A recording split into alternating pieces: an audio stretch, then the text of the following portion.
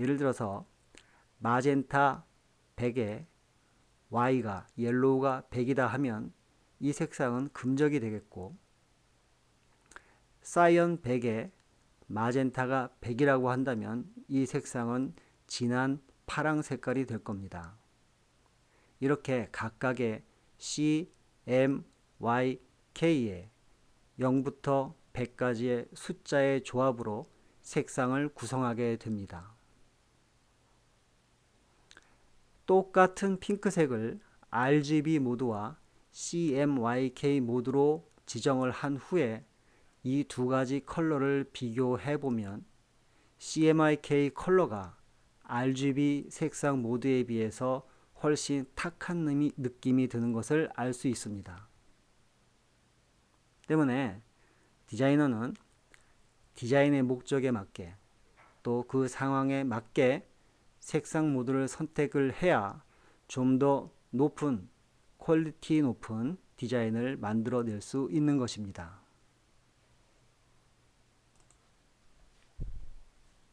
CMYK는 사이안, 마젠타, 옐로우, 블랙 네 가지 색상의 이니셜을 딴 CMYK 모드이며 잉크의 감산 혼합을 뜻합니다. 삼원색만으로는 블랙을 만들 수 없기 때문에 블랙을 추가한 것입니다. RGB 모드와는 반대로 색을 혼합하면 혼합할수록 어두워진다는 것입니다. 중요한 것은 CMYK 모드는 출력이나 인쇄용, 작업용 색상 체계라는 것입니다. 그런데 우리가 깜빡하고 색상 모드를 잘못 지정하는 경우가 종종 생깁니다. 색상 모드를 잘못 지정해서 디자인 작업이 진행이 되었을 때는 중간에 색상 모드를 바꾸어 주어야만 합니다. 이럴 경우에는 많은 어려움이 있겠지만 색상 모드를 중간에 변경하게 되면 그 색상은 미묘하게 달라집니다.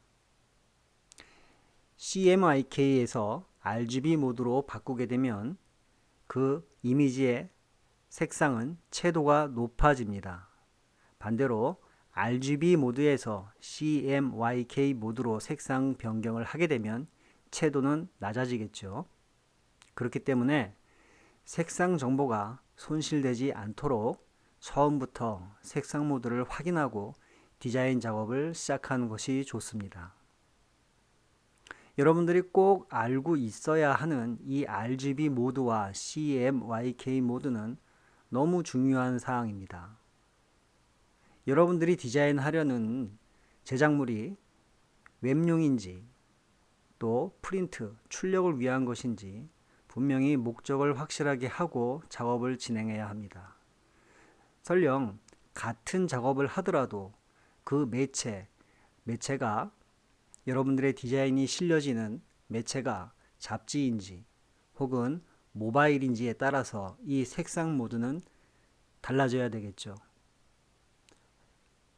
반드시 RGB 모드와 CMYK 모드를 처음부터 지정하고 작업하는 습관을 여러분들이 처음부터 갖는 것이 아주 중요하다고 할 수 있습니다. 말씀드렸듯이 좀 더 높은 퀄리티를 위해서는 이 색상의 미묘한 차이를 여러분들이 잘 캐치해낼 수 있어야 합니다. 포스터나 광고나 인쇄용에서는 CMYK 컬러를 반드시 사용을 해야 하는데 깜빡하고 RGB 모드로 그냥 출력을 보내는 경우가 아주 많이 있습니다. 모니터에서 보여지는 컬러는 RGB 모드를 사용을 해야 하는데 역시 깜빡하고 CMYK 모드로 작업하는 경우도 있습니다. 이럴 경우에는 엄청난 혼란을 초래하게 됩니다. 반드시 오늘 배운 이 컬러 모드 앞으로 많이 나올 텐데 너무 중요합니다. 꼭 처음부터 포토샵을 하시던지 인디자인을 하시던지 일러스트레이터를 작업하시던지 어떤 프로그램에서도 RGB 모드와 CMYK 모드는 분명히 지정을 하고 디자인 작업을 시작해야 된다는 겁니다. 특히 포토샵에서 RGB 색상 모드일 경우와 CMYK 색상 모드일 경우에는 그 툴들이 기능이 조금씩 변형이 될 수 있는 경우가 있습니다. 나는 CMYK 컬러 모드로 지정을 해놓고 어떤 기능을 실행하려고 하는데 그 기능이 실행이 안 되는 경우가 있습니다. 그런 경우는 색상 모드를 잘못 지정했기 때문입니다. RGB 모드로 지정을 해야 실행되는 명령들이 많이 있습니다. 반드시 명심하시고 색상 모드를 잘 기억해 두십시오. 이번에는 여러분들이 앞으로 수업을 진행하면서 많이 듣게 될 용어에 대해서 말씀을 드리겠습니다. 제일 여러분들이 많이 듣게 되는 단어가 오브젝트입니다. 오브젝트는 하나의 개체를 말하는데, 개체라는 것은 어떤 형태를 이루고 있는 모양, 물체죠. 자, 지금 여러분들이 보는 화면에서 위에 있는 사각형과 밑에 이상한 모양을 갖고 있는 이 형태의 도형을 하나의 오브젝트라고 합니다. 하나의 개체라는 거죠. 사각형 개체가 있고 또 변형된 모양의 개체가 있을 수 있겠습니다. 오브젝트는 면과 선과 포인트로 이루어집니다. 면이라고 하는 것은 지금 여러분들이 보는 사각형에서 가운데 노란색 영역 부분을 면이라고 합니다. 면입니다. 그리고 파란색으로 보이는 이 부분을 스트로크, 선이라고 합니다. 선이라는 것은 결국 오브젝트의 외곽 라인을 말하는 겁니다. 외곽 라인을 말합니다. 자, 이 오브젝트를 클릭을 하면 8개의 작은 사각형, 하얀 사각형이 보입니다. 이 작은 사각형들을 포인트라고 합니다.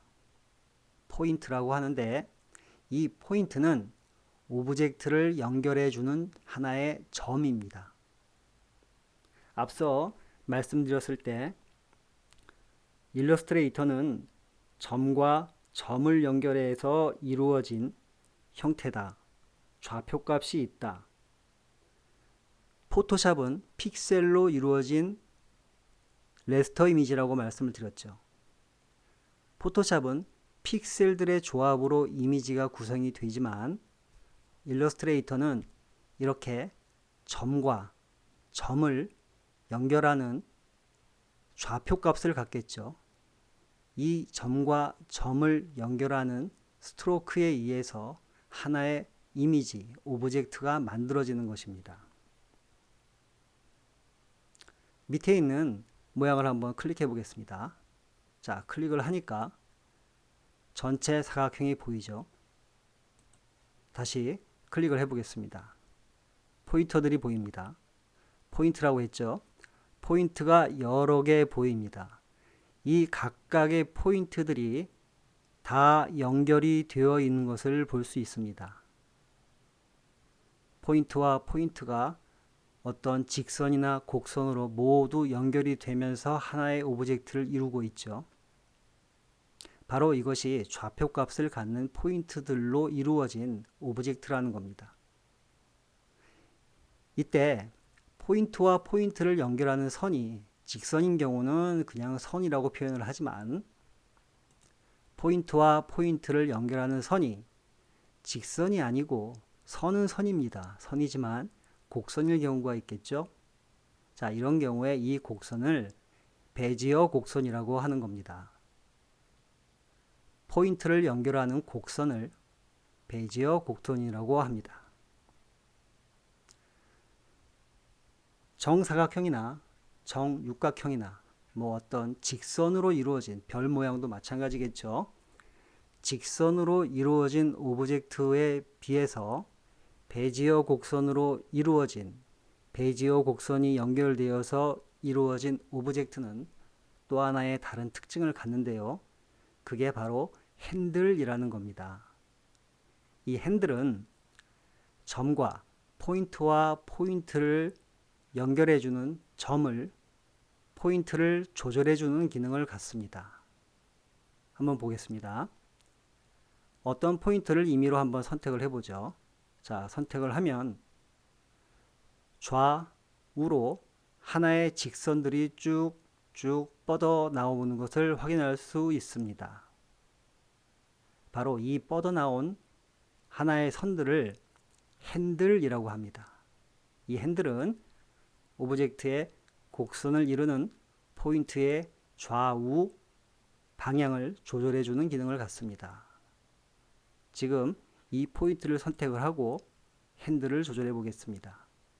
클릭해서 핸들의 길이를 조절하고 오른쪽에 있는 핸들도 조절을 해서 내 마음대로 크기나 위치를 조절해 줄 수 있습니다. 또 포인트를 클릭해서 위치를 이동해 줄 수도 있습니다.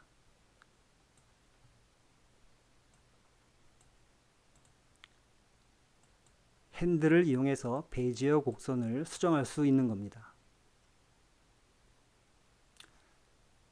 만일 어떤 오브젝트를 지정을 하고 오브젝트의 fill color, 면 색상을 바꾸세요 하면은 여러분들은 지금 보이는 노란색의 색상을 바꾸어 주면 되겠습니다.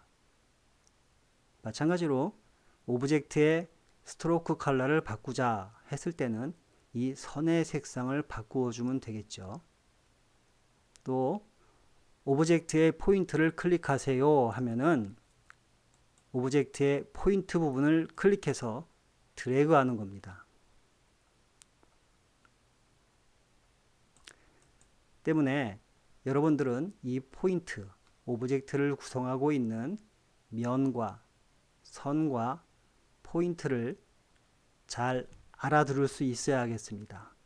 그리고 베지어 곡선의 핸들을 조절하세요 하면은 방금 여러분들한테 보여드렸던 것처럼 특정 포인트에 핸들을 조절해서 그 곡선의 위치나 모양을 바꾸어 주는 겁니다.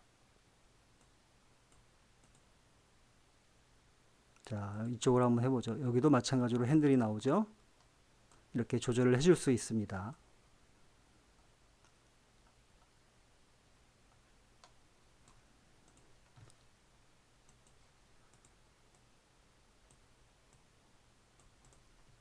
정리를 해보면 오브젝트는 하나의 개체를 말합니다.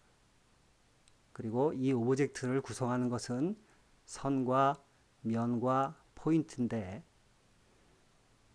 곡선을 이루는 부분에는 베지어 곡선이라고 하며 그 베지어 곡선을 조절할 수 있는 핸들이 있다는 것을 여러분들이 꼭 기억을 하시면 되겠습니다.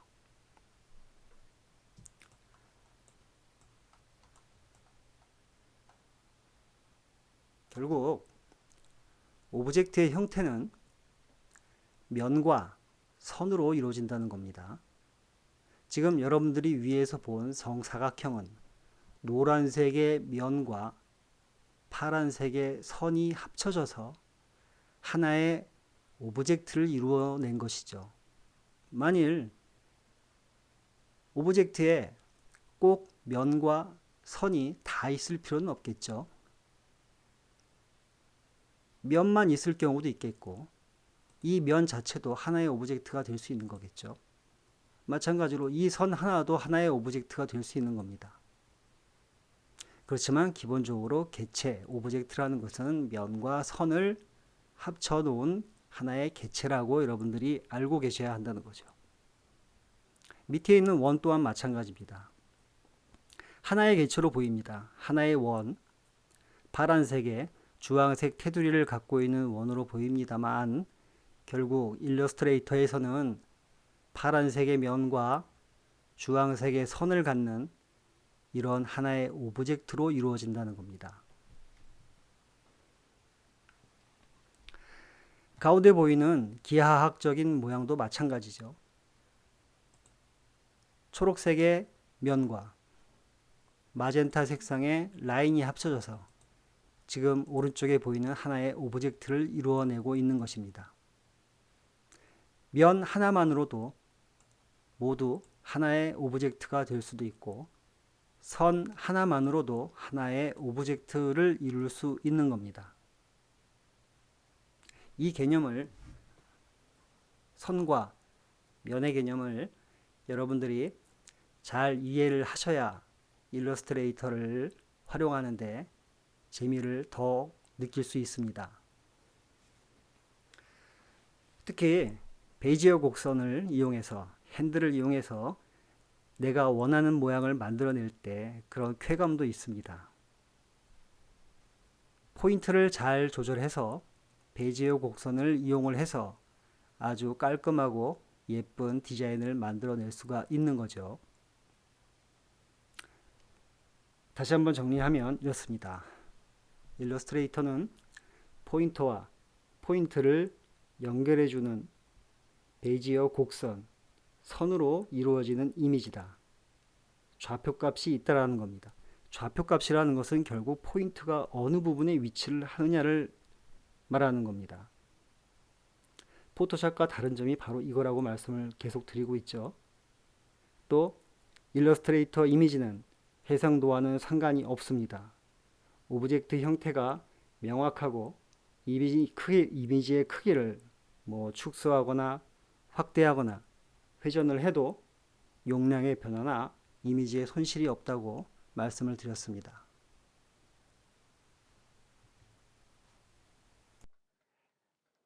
오브젝트의 개념을 정확하게 이해를 했다면 이제 그 오브젝트를 만들어 볼 차례입니다.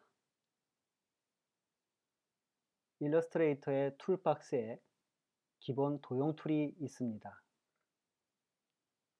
사각형 도구, 둥근 사각형 도구, 원형 도구, 다각형 도구, 별 모양 도구, 플레어 도구 등 6가지의 기본 도형 툴이 존재합니다. 여러분들의 이해를 돕기 위해서 한글 버전으로 캡처를 받았습니다. 원하는 도형 툴을 선택을 하고 마우스를 누르면서 움직여서 오브젝트를 만들고 혹은 도형 툴을 더블 클릭해서 나오는 옵션 패널에서 오브젝트의 형태, 크기를 조절할 수 있습니다. 또 키보드에 상하 방향키를 누르면서 꼭지점의 개수를 늘리거나 줄이며 조절할 수가 있습니다.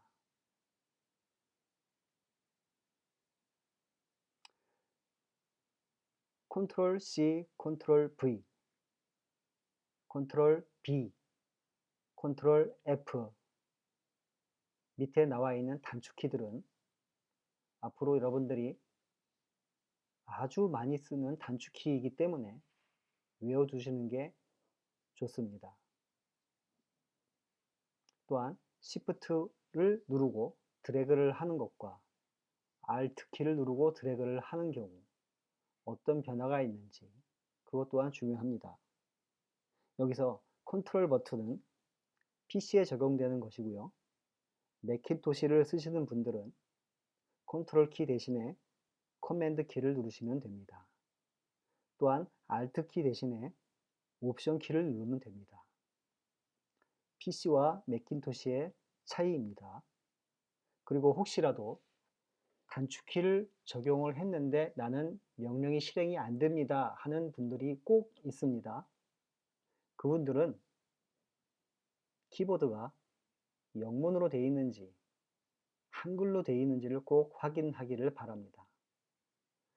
컨트롤 C라는 것은 컨트롤 버튼과 영문 C 버튼을 누른다는 거지, 영문 C를 키보드 자체가 한글로 되어 있으면 영문 C가 아니라 한글 치읓이 되기 때문에 그것은 단축키가 먹지를 않습니다.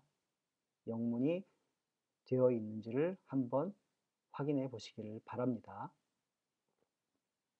이 오브젝트들을 만들면서 여러분들이 오브젝트의 구성이 왜 선과 면으로 나뉘어 있는지 잘 이해를 하셔야 합니다.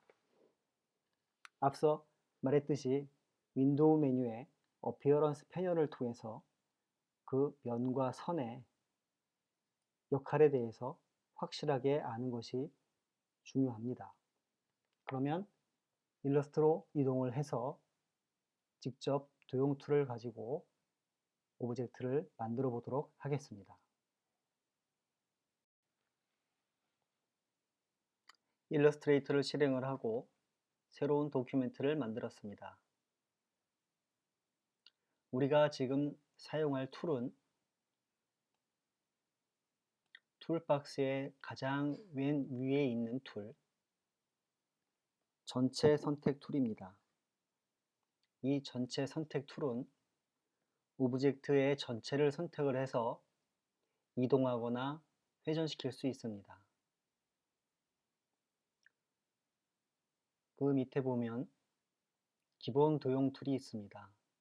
사각형 표시로 되어 있습니다. 툴박스에 툴 우측 하단에 작은 삼각형 표시가 보일 겁니다. 이러한 툴들은 이 툴 이외에 다른 툴들이 숨어 있다는 표시입니다. 기본 도형 툴 안에 6가지의 다른 기본 도형 툴이 숨어 있습니다. 이 기본 도형 툴을 바깥으로 꺼내 보겠습니다. 오른쪽의 화살표를 클릭합니다. 모든 기본 도형 툴을 동시에 볼 수가 있습니다. 첫 번째 사각형 툴을 선택을 하고 아트보드 위에 클릭을 하고 클릭을 한 채로 드래그해서 하나의 오브젝트를 만들어 봤습니다. 두 번째, 둥근 모서리 툴 선택을 해 보겠습니다. 툴을 선택하고 아트보드에 클릭을 하고 드래그를 해줍니다.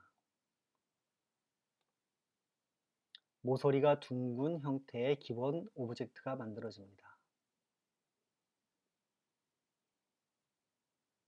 원형 툴을 선택을 하겠습니다. 클릭을 하고 드래그해서 원하는 모양의 원을 만들어줍니다.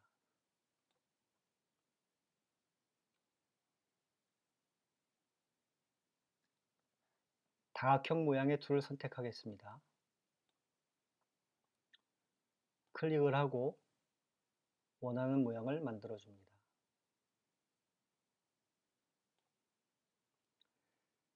별 모양의 툴을 선택하겠습니다.